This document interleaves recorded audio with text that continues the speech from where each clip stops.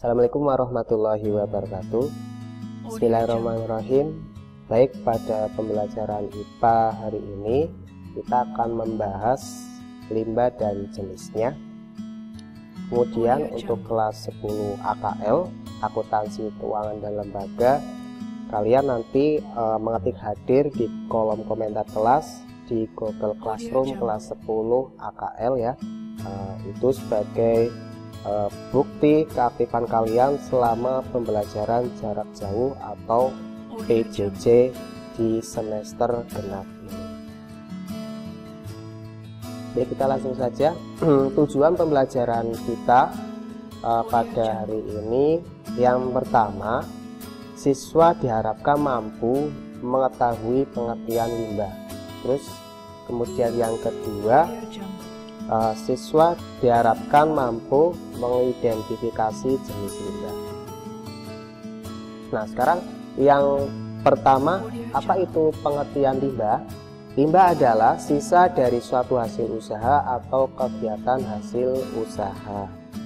Kemudian yang kedua yang kita bahas nanti, limbah menurut wujudnya itu ada berapa? Limbah menurut wujudnya itu ada 3 ya, nanti kita bahas. Yang pertama itu limbah padat, kemudian kedua limbah cair, kemudian yang ketiga limbah gas. Limbah menurut sumbernya. Limbah menurut sumbernya, yang pertama limbah domestik, kemudian yang kedua limbah industri, yang ketiga ada limbah pertanian, yang keempat ada limbah pertambangan, kemudian yang kelima ada limbah rumah sakit, kemudian yang keenam limbah hotel. Nah, nanti kita bahas satu demi satu ya. Nanti dari menurut wujudnya, limbah padat itu apa saja, contohnya apa saja, limbah cair juga, dan gas juga kita bahas satu persatu. Kemudian nanti kita bahas limbah menurut sumbernya. Sampah suatu bahan terbuang yang tidak mempunyai nilai ya, itu yang disebut dengan sampah.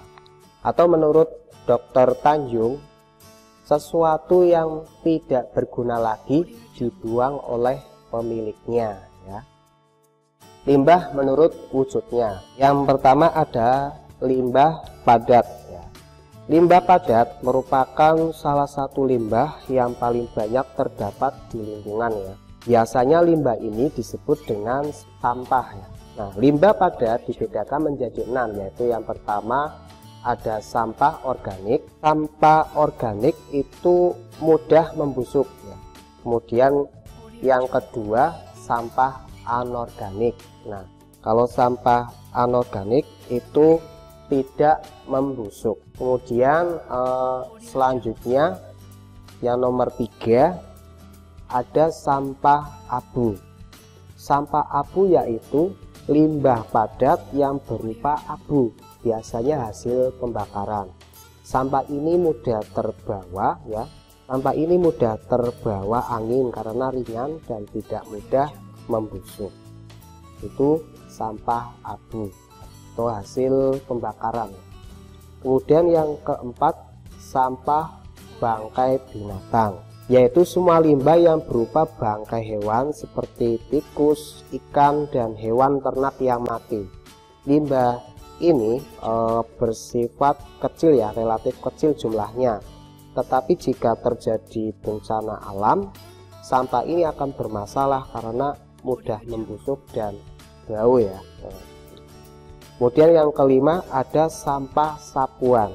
Sampah sapuan adalah limbah padat hasil sapuan jalanan yang berisi berbagai sampah yang tersebar di jalanan seperti dedaunan, kertas, dan plastik ya. Kemudian yang keenam ada sampah industri. Sampah industri adalah limbah padat yang berasal dari buangan industri ya.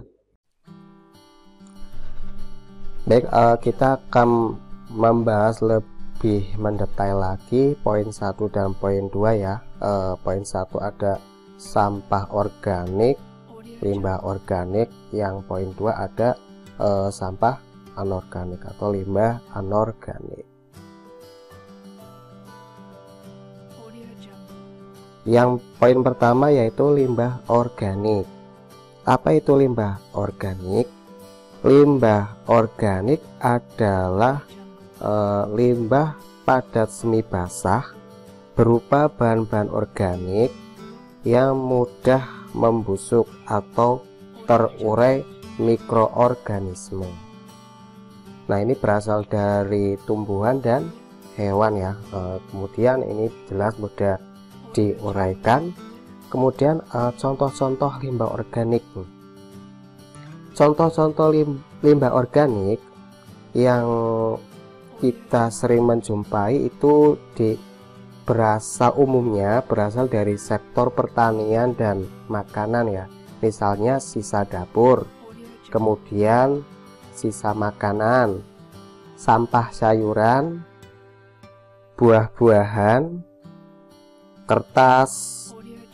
Nah, ada juga tadi potongan kayu ya. Kalau di lingkungan sekolah kita kan banyak limbah potongan kayu ya. Sebenarnya ini kalau limbah potongan kayu nanti bisa didaur ulang ya. Nanti kita bahas di pertemuan selanjutnya tentang penanganan limbah padat, terutama limbah organik, limbah cair dan limbah gas itu.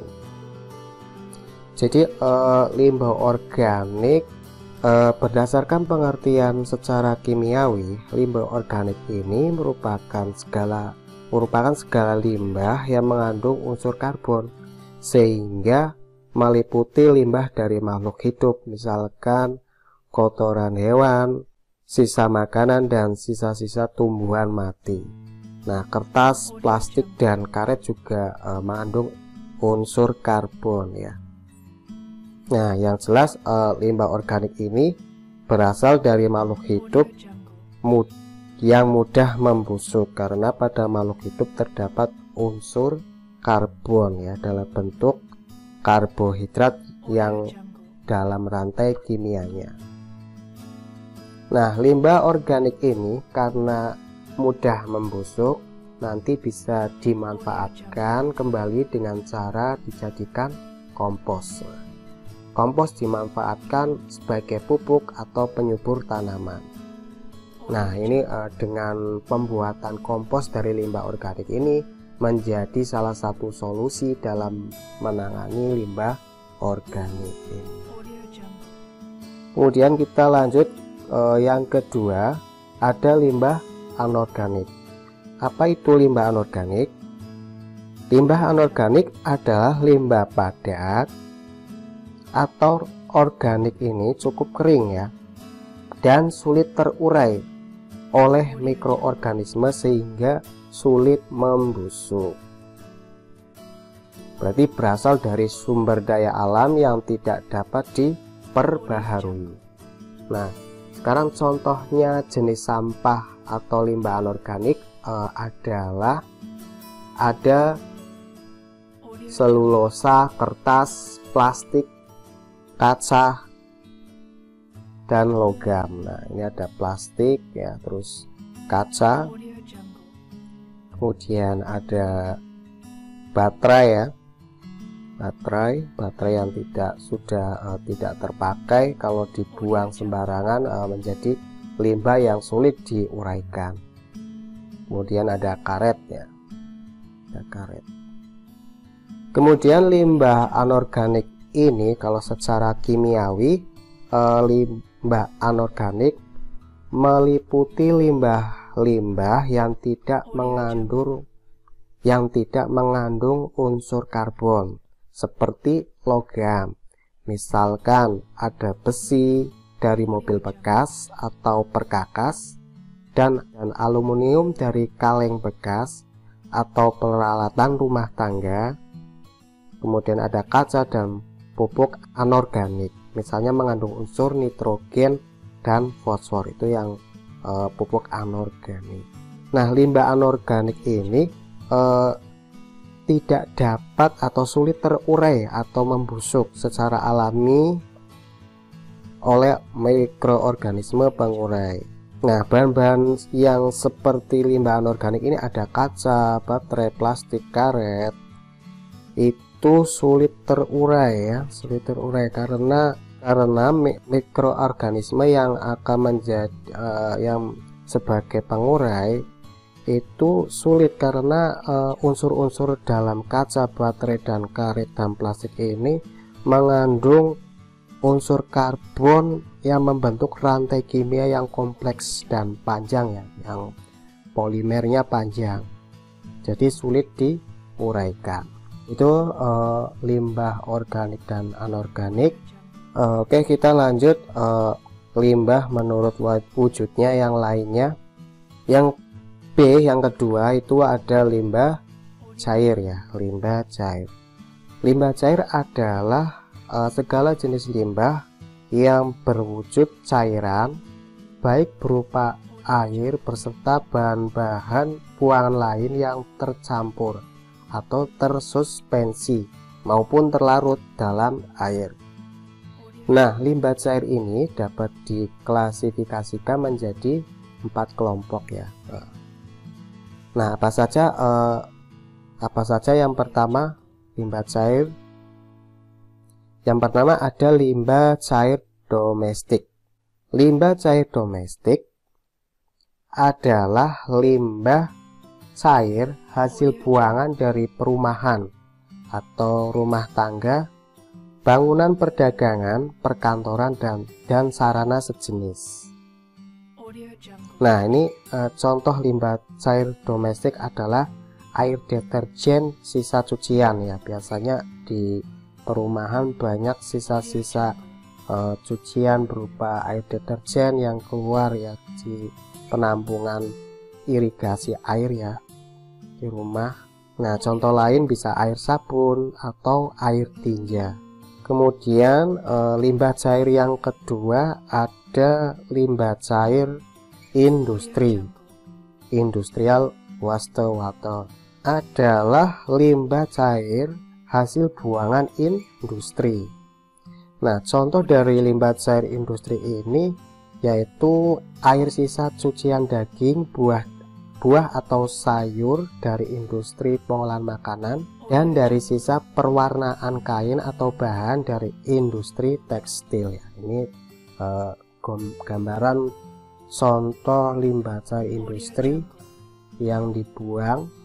Nanti kita akan membahas limbah cair industri, juga bagaimana mengolah limbah cair industri nanti kita bahas di pertemuan selanjutnya. Kemudian yang ketiga ada rembesan dan luapan. Rembesan dan luapan yaitu limbah cair yang berasal dari berbagai sumber yang memasuki saluran pembuangan limbah cair melalui rembesan ke dalam tanah atau melalui luapan dari permukaan air. Nah, ini gambarannya. Air limbah dapat merembes ke dalam saluran pembuangan melalui pipa yang rusak atau pecah atau bocor, sedangkan luapan dapat terjadi melalui bagian saluran ya, bagian saluran yang membuka atau terhubung ke permukaan tanah ya, di sini permukaan tanah ya. Contoh limbah cair yang dapat merembes dan meluap ke dalam saluran pembuangan limbah cair adalah air buangan dari talang atap ya, dari talang atap. Nah, dari talang atap, terus nah ini contohnya dari talang atap. Nah, ini terjadi kebocoran, akhirnya menjadi limbah cair yang. Terus contohnya di pendingin ruangan atau AC. Nah, air buangan dari tempat parkir atau halaman serta pertanian atau perkebunan, itu rembesan dan luapan. Kemudian yang keempat ada air hujan. Nah, limbah cair yang berasal dari aliran air hujan. Jadi saat hujan ya, aliran air hujan biasanya masuk ke permukaan tanah, nah melewati dan membawa partikel partikel buangan padat atau cair sehingga dapat disebut sebagai limbah cair. Nah, ini gambarannya seperti ini. Kita lanjut limbah menurut wujudnya. Yang ketiga atau yang C yaitu limbah gas. Nah, limbah gas ini adalah jenis limbah buangan hasil kegiatan industri yang berbentuk zat gas. Nah, ini limbah zat gas dapat dihasilkan melalui sisa pembakaran atau pembusukan suatu lahan. Limbah gas memang kebanyakan dihasilkan oleh pabrik dan industri, tapi bisa juga bersumber dari kegiatan rumah tangga, pertanian, pertambangan, perkantoran, dan sebagainya. Nah, limbah gas yang biasanya dibuang ke udara terkandung unsur-unsur kimia seperti oksigen, nitrogen dioksida, karbon dioksida, hidrogen, dan lain-lainnya. Nah, penambahan gas ke udara yang melampaui kandungan udara alami akan menurunkan kualitas udara ya. Nah, adanya limbah gas dapat menyebabkan polusi udara dan pencemaran udara. Akibatnya bisa terjadi hujan asam atau emisi karbon, sehingga paling parah mampu menyebabkan pemanasan global. Nah, daerah-daerah yang terkena pencemaran udara biasanya akan mengalami kekurangan kadar oksigen ya, kadar oksigen. Nah, biasanya untuk limbah gas ini harus segera ditangani atau adanya pengolahan limbah gas. Beberapa langkah yang bisa dilakukan adalah mengurangi gas buang, yaitu menanam pohon dan tumbuhan, hingga membatasi penggunaan kendaraan bermotor. Sekarang di perkotaan besar lagi ada memperbanyak kendaraan dengan listrik ya, dan listrik berarti itu mengurangi gas buang dari kendaraan bermotor, yaitu gas karbon dioksida atau karbon monoksida. Nah, limbah gas yang terbuang ke udara biasanya juga mengandung partikel-partikel bahan padatan, misalnya abu atau cairan tetesan asam sulfat yang berukuran sangat kecil dan ringan sehingga tersuspensi atau tercampur dengan gas-gas yang ini ya, gas-gas yang ini.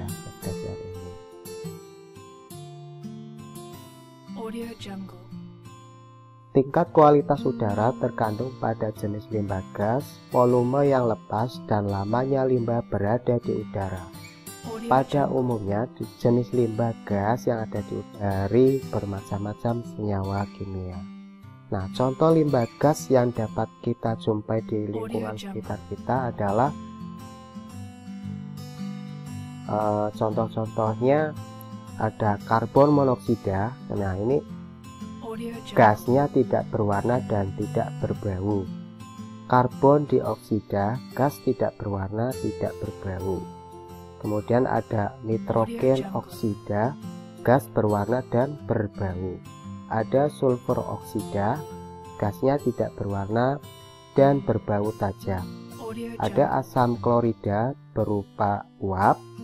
Kemudian amonia, gas tidak berwarna tapi berbau.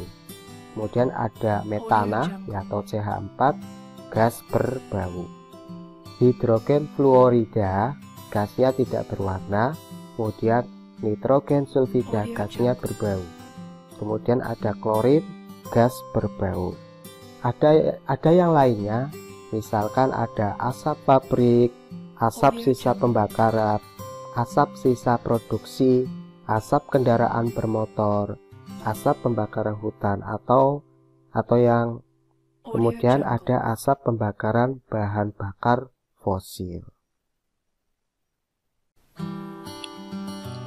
Berdasarkan sumber utama penghasil limbah, secara umum limbah dibedakan menjadi 6 sumber penghasil limbah. Mari kita bahas yang pertama, limbah domestik. Tadi sudah dijelaskan ya, di limbah cair.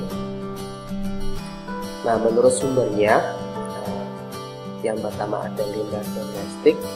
Limbah domestik adalah limbah yang berasal dari kegiatan di pemukiman penduduk atau rumah tangga dan kegiatan usaha seperti pasar, restoran, dan gedung perkantoran. Jenis-jenis limbah domestik bisa sangat beragam, seperti sisa makanan, kertas, air sabun, dan plastik. Yang lain bisa kaleng bekas, deterjen, dan tinja atau kotoran. Intinya kalau limbah domestik adalah limbah yang berasal dari kegiatan pemukiman penduduk ya. Kemudian yang kedua, menurut sumbernya, limbah industri. Ini juga limbah industri sudah dijelaskan di limbah cair juga ya. Limbah industri adalah buangan hasil proses industri. Nah, jenis limbah ini dihasilkan tergantung pada jenis industri. Misalnya, limbah organik cair atau padat akan banyak dihasilkan oleh industri pengolahan makanan. Sedangkan limbah anorganik seperti logam berat akan banyak dihasilkan oleh industri tekstil, pengolahan logam, kertas, dan lainnya. Ini merupakan contoh limbah cair industri ya. Industri yang melakukan proses pembakaran akan menghasilkan limbah gas. Berarti limbah industri tergantung dengan jenis industrinya. Bisa menghasilkan limbah organik cair atau limbah organik padat dan limbah gas. Kita lanjut yang ketiga, limbah menurut sumbernya. Ada limbah pertanian. Limbah pertanian berasal dari daerah pertanian atau perkebunan. Limbah dari daerah ini terutama berupa senyawa-senyawa anorganik dari bahan kimia yang digunakan untuk kegiatan pertanian seperti pupuk dan pestisida atau pembasmi. Selain itu, limbah organik ini juga bisa dihasilkan dari sisa-sisa tumbuhan. Ini merupakan contoh dampak ini merupakan contoh penggunaan pestisida yang sangat masif yang dilakukan. Kemudian menurut sumbernya ada limbah pertambangan. Limbah pertambangan berasal dari kegiatan pertambangan berupa kandungan limbah, terutama berupa material tambang seperti logam atau baja. Nah, ini merupakan contoh limbah pertambangan yang ini. Kemudian yang kelima, limbah menurut sumbernya ada limbah rumah sakit. Limbah rumah sakit adalah bahan buangan yang terbentuk padat ataupun cair yang berasal dari kegiatan rumah sakit baik medis atau non medis. Nah, ini limbah rumah sakit ini. Nah, contoh-contoh dari limbah rumah sakit ya tadi dibedakan menjadi dua, medis dan non medis. Ada padat dan cair.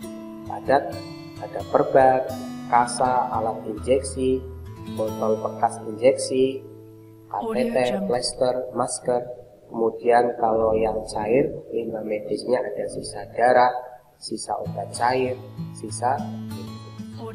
Kemudian yang kedua, limbah non medis yang padat ada kertas, karton, kaleng, botol, sisa makanan, sisa kemasan, logam, kayu, daun, kating. Kalau yang cair, limbah non medis ada air bekas cucian, sisa minuman, air seni, tinja atau kotoran dan lain sebagainya. Kemudian yang keenam, limbah menurut sumbernya ada limbah yang dihasilkan dari hotel.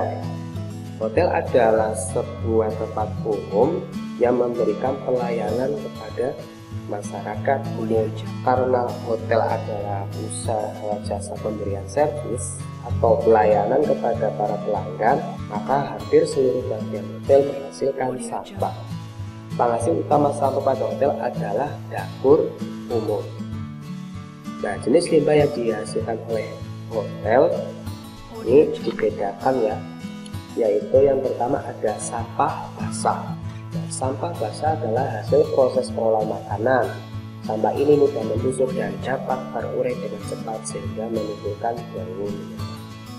Kemudian yang kedua ada sampah kering, terdiri dari sampah yang dapat terbakar maupun yang tidak dapat terbakar. Contohnya kertas, tekstil, kayu, dan kulit. Kemudian sampah lainnya seperti sampah kamar, sampah hewan, pecahan gelas, dan rongsokan. Baik, itu dulu yang kita bahas. Kita lanjut ke pertemuan selanjutnya. Tetap cuci tangan dengan sabun dengan air mengalir, stay di rumah dan jaga kesehatan. Untuk materi selanjutnya akan saya buat video pembelajaran yang akan diupload di Google Classroom 10 AKL juga ya.